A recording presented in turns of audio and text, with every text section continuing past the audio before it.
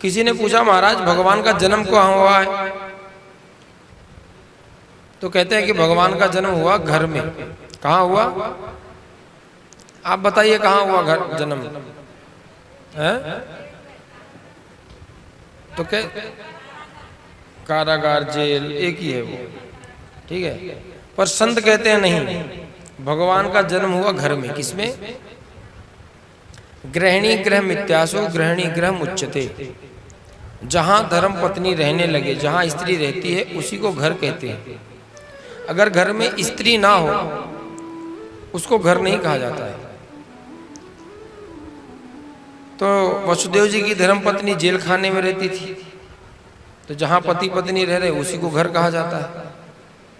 तो गृहिणी गृह मित्यासु गृहिणी गृह मुच्यते, जहां पे पत्नी रहे वही घर कहा जाता है। आप लोगों ने देखा ना, भैया लोग अगर घर में रह जाए 2-4 दिन, भाभियां घर में ना हो तो घर को कैसे बना के रख देते हैं? रहता घर घर लायक रहता ही नहीं है वो। तो घर को घर बनाती कौन है? स्त्री बनाती है।